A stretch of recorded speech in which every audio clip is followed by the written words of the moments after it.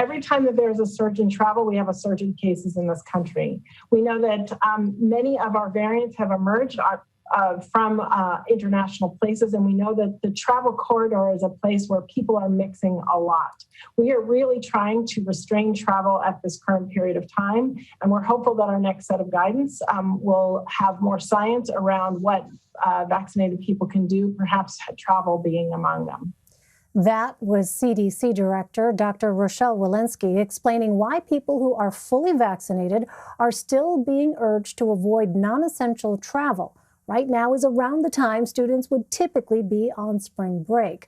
But some colleges and universities are either scaling back those days off or canceling them altogether. Officials say they're trying to curb the kind of partying that could lead to a spike in infections when people come back to campus.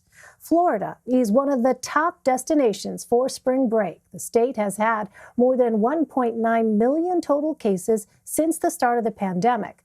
On Saturday, there were 4,904 new reported cases.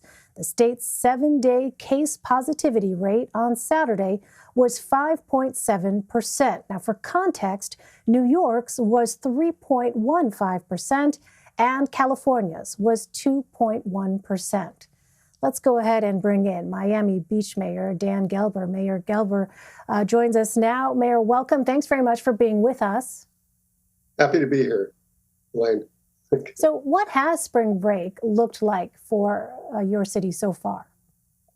Well, it's what it unfortunately has typically been in the last few years, which is a sort of a move of a lot of people coming here, acting as if there's really nothing else going on but the desire to have a good time. I think what we see happening now is there are not a lot of other destinations that are open or they're cold. And the plane fares are very, very cheap. There are discount rooms or Airbnbs that are available. So we're getting a whole lot of people coming here. And unfortunately, I've been in our entertainment district on South Beach pretty regularly, and it doesn't look like enough of them seem to even know that there is a pandemic. Well, so Florida does not have a statewide mask mandate, but you have put some restrictions in place, like banning open alcohol containers and a midnight curfew. How has that been going? Do those measures seem to be having an effect? Well, first of all, my city was the first city in the country after the CDC said you should have masks to create a mask mandate. We did it minutes after the CDC made their announcement. We just are no longer allowed to really enforce that because the governor issued an executive order saying that we couldn't enforce it with a fine, which we had done over 1,000 fines. We're trying our best to, sort of promote a culture of compliance. We're giving out thousands of masks for free. Our code officers, goodwill ambassadors are out there doing it. And those are the carrots. But of course, there are sticks like the curfew. We are enforcing zero tolerance on really virtually every ordinance we have, from open containers to loud music. We aren't accepting anything right now in the way that might be viewed as an anything goes kind of atmosphere. We want people to know that if they're coming here, we have outdoor dining, we have wide, long, beautiful beaches. But if you want to do more than that, we're going to be very strict.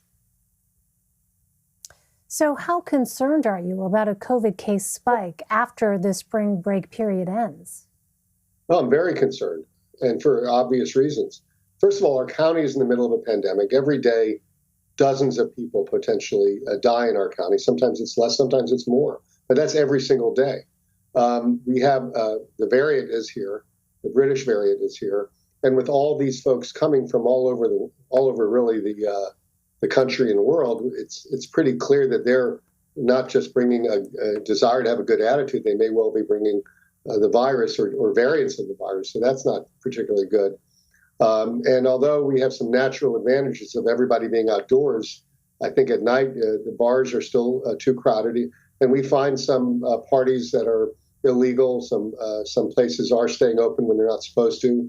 We've closed down places. We've arrested people for it. And it's tough because these are industries that have been really hurt by the economic impact of the pandemic. But we feel like we've got to really do what we can with whatever means we have to ensure a culture of compliance. And it's not, and I don't know that we're being particularly successful, to be very honest with you. Well, Governor DeSantis had been criticized earlier on in the pandemic for being one of the first to lift statewide restrictions. A new op-ed in the Wall Street Journal calls for, quote unquote, vindication for the governor because Florida's COVID death rate is in the middle of the pack and only slightly higher than in California, which has a much younger population. Do you think, Mr. Mayor, the governor deserves some credit for things there not being worse? And what message do you want him to be sending now? Well, first of all, I reject totally this idea that we should be doing a victory lap when we've had 30,000 plus people die in our state, and more than 5,500 die in just my county alone.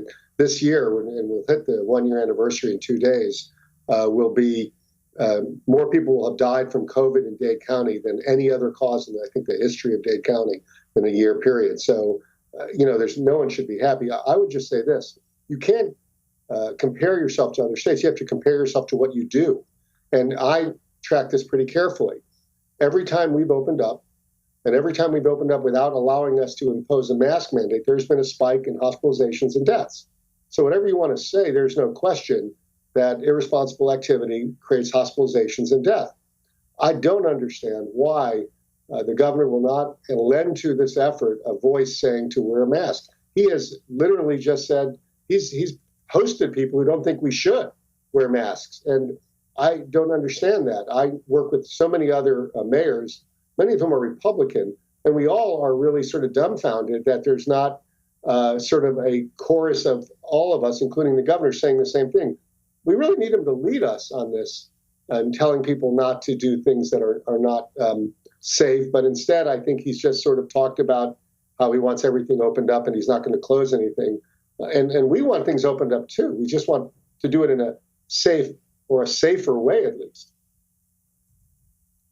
And Mr. Mayor, before we let you go, just your message to people who may be getting restless and may see that Florida is open in their minds is a place that they see, and especially your town, as an attractive option for them this time of year.